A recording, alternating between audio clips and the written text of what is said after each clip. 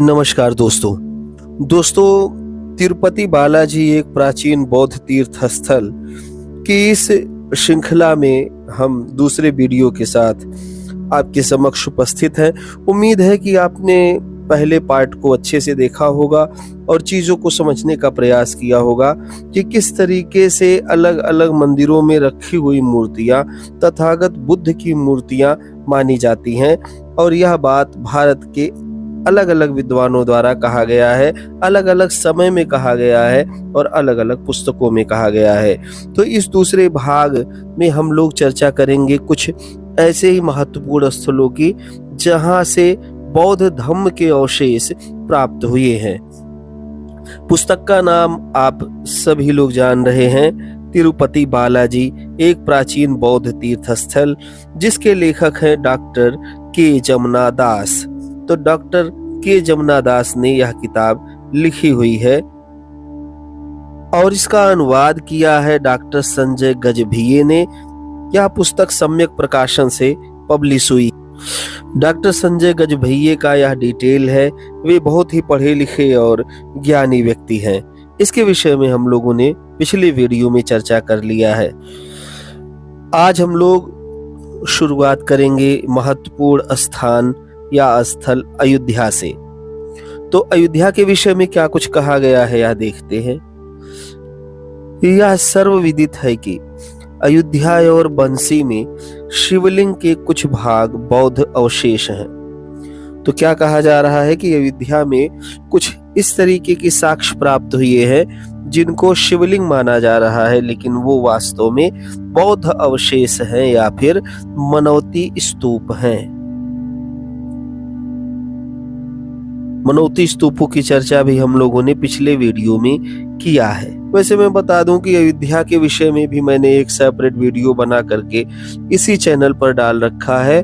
फाहियान ने किस तरीके से अयोध्या में क्या क्या देखा था जा करके और उससे क्या हम लोगों ने निष्कर्ष निकाला था, यह सारी बातें उस वीडियो में की गई हैं। तो फाहियान के पॉइंट ऑफ व्यू से हमने उस वीडियो को बनाया है।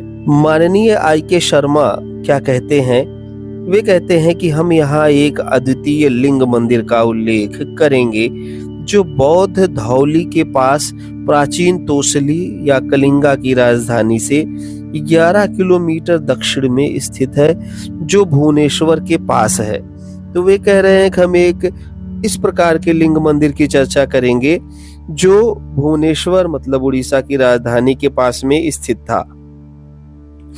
तो असाधारण रूप से ऊंचा भास्केश्वर लिंग, जिसकी ऊंचाई 2.75 मीटर और निचले हिस्से का व्यास 3.70 मीटर था, खुदाई के दौरान पाया गया कि यह एक लेटराइट आधारी पर स्थित था, जिसे अग्रपिथा के रूप में आकारित किया गया था। यह स्तंभ अशोक के स्तंभ के रूप में पहचाना गया, जिसका शीर्ष टूट चुका था। तो वे बता रहे हैं कि जिस प्रकार से अयोध्या में लिंग की चर्चा हुई है, शिवलिंग प्राप्त होने की, ठीक उसी से मिलता जुलता एक शिवलिंग प्राप्त हुआ उड़ीसा में, उड़ीसा के भुवनेश्वर में, और वो अंततोगत्वा अशोक का स्तंभ पहचाना गया, जिसका शीर्ष भाग टूट चुका था। कहने का तात्पर्य ये है कि अशोक के स्तंभ को ही शिवलिंग बना करके पूजा जा रहा था। एक एकल सिंह के सिर वाला पास की खाई से प्राप्त किया गया। अन्य कई अवशेष घंटी की विशाल यक्ष मूर्तियां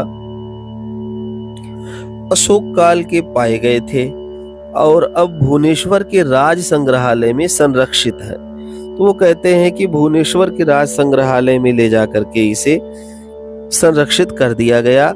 यह वही स्थिति प्रतीत होती है जैसे कि नागेश्वर नाथ मंदिर में शिवलिंग की आधारशिला के रूप में मौर्य शैली का कमलाकार घंटी बेल का आधार प्रयोग किया गया हो। तो वो बताते हैं कि ये कोई पहली बात नहीं थी जो अयोध्या में मिली थी। इस प्रकार की संरचनाएं, बौद्ध संरचनाएं या मौर्यकालीन संरचनाएं भारत के अलग अलग क्षेत्रों से भी प्राप्त हुई थी, जिसमें भुवनेश्वर की चर्चा कर सकते हैं और इसके अलावा वो नागेश्वर नाथ मंदिर की भी चर्चा करते हैं कि जो आधारशिला है उसका मौर्यकालीन है और वो भी बौद्ध धर्म से संबंधित प्रतीत होता है। वे कहते हैं कि जो अयोध्या या फैजाबाद जिला उत्तर प्रदेश में स्थित है, आजकल यह अयोध्या जिला के नाम से ही जाना जा रहा है, कमलाकार शीर्ष और सिंह के पैरों का हिस्सा बंसी या बस्ती जिला पूर्वी उत्तर प्रदेश में स्थापित शिवलिंग में पाया गया। तो बताते हैं कि इस प्रकार की जो संरचनाएं हैं वो हमको अयोध्या में तो मिली ही मिली, बंसी या बस्ती जिले में भी प्राप्त हुई, जो कि पूर्वी उत्तर प्रदेश का एक महत्वपूर्ण जिला है। इन साक्ष्यों से हम यह अनुमान लगा सकते हैं कि कुछ पवित्र बौद्ध स्थलों को बौद्ध धर्म के सामान्य पतन के बाद शैव क्षेत्र में परिवर्तित कर दिया गया। तो माननीय I.K. शर्मा जी, जिन्होंने 1988 में अपना यह स्टेटमेंट दिया, उनका मानना है कि जब बौद्ध धर्म का पतन हुआ तो इसके बाद शैव पंथियों ने बौद्ध धर्म के स्थलों को अधिग्रहित कर लिया और वहां पर अपना शैविज्म का प्रचार प्रसार किया। तो ऐसा प्रतीत होता है कि बौद्ध धर्म को समाप्त करने में कहीं ना कहीं बाह्य तत्वों का भी प्रभाव जरूर रहा होगा और बाद में फिर हिंदुइज्म या शैविज्म या वैष्णविज्म की चर्चा आती है, जिसको हम सांस्कृतिकाइजेशन के क्रम में भी इतिहास में पढ़ते हैं। अगला स्थान है श्रृंगेरी माइथोलॉजिकल सोसाइटी के जनरल पृष्ठ 151 और एलिट हिंदू धर्म और बौद्ध धर्म खंड 2 पृष्ठ 211 के अनुसार माननीय L.M. जोशी साहब कहते हैं कि शंकराचार्य को यह ज्ञात है कि उन्होंने अपना श्रृंगेरी मठ एक बौद्ध मठ के स्थल पर स्थापित किया था।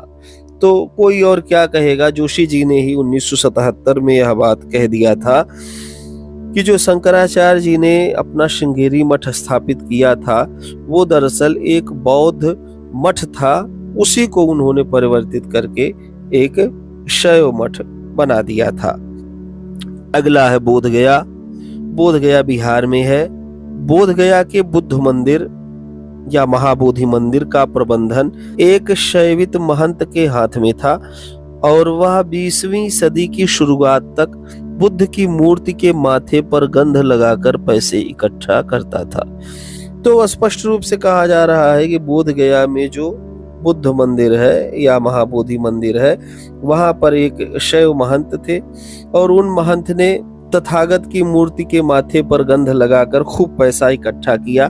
ऐसा लोखंडे साहब 1979 में कहते हैं, जो आज भी उस मंदिर के प्रबंध समिति में केवल गैर बौद्ध हिंदू ही प्रमुख हैं। तो मतलब आज भी वहां पर बौद्धों को उतना स्थान नहीं दिया गया जितना हिंदू शैव महंतों को दिया गया है। यह बात लोखंडे साहब बताते हैं। अब बात करते हैं सारनाथ की। सारनाथ के पास एक प्राचीन बुद्ध की मूर्ति है जो शिव संघेश्वर, शिव संघ के भगवान के नाम से प्रसिद्ध है। ये बात भी लोखंडे 1979 में बताते हैं। तो सारनाथ जो कि बौद्ध धर्म का एक महत्वपूर्ण स्थल माना जाता है, जहां तथागत ने पहला उपदेश दिया था या धम्मचक्र प्रवर्तन किया था, उस स्थान पर जो मूर्ति प्राप्त हुई उसको शिव संघेश्वर कहा जाने लगा, जबकि वो है बुद्ध की मूर्ति। यह बातें लोखंडे साहब बताते हैं। अगला स्थल है दिल्ली। दिल्ली के पास एक बुद्ध की मूर्ति है जिसे बुद्धो माता के नाम से पूजा जाता है। यह बात भी लोखंडे साहब 1979 में ही कहते हैं कि बुद्धो माता मतलब बुद्ध को ही माता बना दिया गया। बुद्ध पिता बने, बुद्ध माता बने, बुद्ध देवी बने, बुद्ध देवता बने। बुद्ध को ही हिंदुइज्म ने पूरी तरीके से कैप्चर कर लिया, आत्मसात कर लिया और सांस्कृतिकाइजेशन के पश्चात उसको अलग अलग पंथों में विभाजित कर दिया। कुछ शैविज्म में गया, कुछ वैष्णविज्म में गया, कुछ शाक्तिज्म में गया और फिर कुछ उसके जो उप शाखाएं बनी उनमें चला गया। अगले स्थल के रूप में नालंदा की चर्चा करेंगे। नालंदा के पास 2 सुंदर बुद्ध की मूर्तियां हैं। एक को तेलिया बाबा जो कि काले पत्थर के एक बहुत ही खूबसूरत बुद्ध मूर्ति है, उनको तेलिया बाबा कहा जाता है। वहां तेल चढ़ाना, उनको तेल लगाना, ये सब प्रथाएं चलाई जा रही हैं। और दूसरी को धेलिया बाबा, जो मिट्टी के ढेर से पीटे जाने से प्रसन्न होते हैं। मतलब बुद्ध को पहले तो तेल लगा करके खराब कर दिया जाए, और अगर उससे भी पेट ना भरे तो फिर मिट्टी के ढेले से या चप्पल से, जूते से, जैसे भी पीटा जाए और उनको धेलिया बाबा कहा जाए, मतलब ढेला मार करके उनका सत्कार किया जाए। अब इस पुस्तक में एक और टॉपिक है कि पुराणों की क्या भूमिका रही है। तो यह ध्यान देने योग्य है कि बौद्ध स्थलों को हिंदू मंदिरों के रूप में पुनः स्थापित करने के लिए पुराणों का लेखन किया गया था। तो किस लिए पुराणों का लेखन किया गया था? कि जो बौद्ध स्थल हैं उनको हिंदू मंदिरों के रूप में, या जो मूर्तियां हैं उनको हिंदू मूर्तियों के रूप में परिवर्तित कर दिया जाए और बौद्ध धर्म को पूरी तरीके से कैप्चर कर लिया जाए।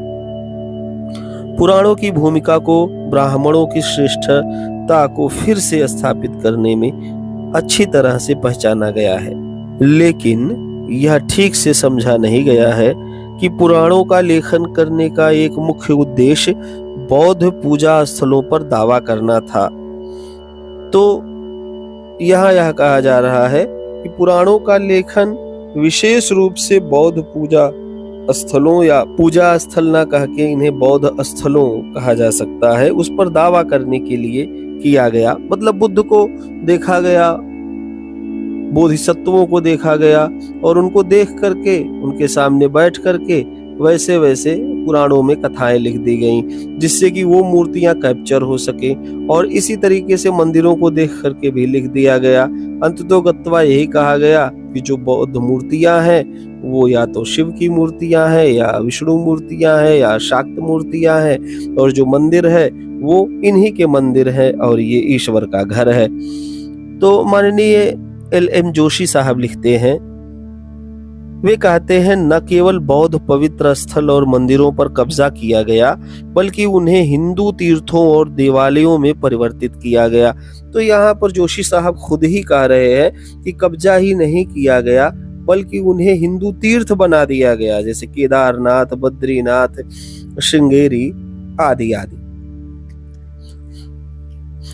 तथा इन गैर ब्राह्मणिक स्थलों और पवित्र स्थलों पर का कब्जा मिथक या झूठे इतिहास, जिसे पुराण के द्वारा मजबूत किया गया। ये बात जोशी साहब स्पष्ट कह रहे हैं कि पुराणों को इसीलिए लिखा गया जिससे कि बौद्ध स्थलों पर कब्जा किया जा सके, बल्कि बौद्ध संस्कृति के सर्वोत्तम तत्वों, जिनमें बुद्ध भी शामिल हैं, को कब्जा कर लिया गया और पवित्र ग्रंथों में समाहित कर लिया गया। जोशी साहब 1977 में यह वाकया बताते हैं, यह बात बताते हैं। तो आज हम लोग पार्ट 2 में या भाग 2 में इतना ही समझते हैं, और इतने से यह समझ में आ गया कि किस तरीके से भारत के अलग अलग क्षेत्रों में बौद्ध मूर्तियों को अलग अलग हिंदू देवी देवताओं से समीकृत कर दिया गया है। वोटिव स्तूप को शिवलिंग बना दिया गया है। बोधिसत्व मूर्तियों को अलग अलग देवताओं से समीकृत किया गया है। बुद्ध की मूर्तियों को बुद्धो माता और अलग अलग प्रकार की हिंदू देवियों के रूप में चित्रित कर लिया गया है। उनको साया, साड़ी, ब्लाउज पहना दिया गया है।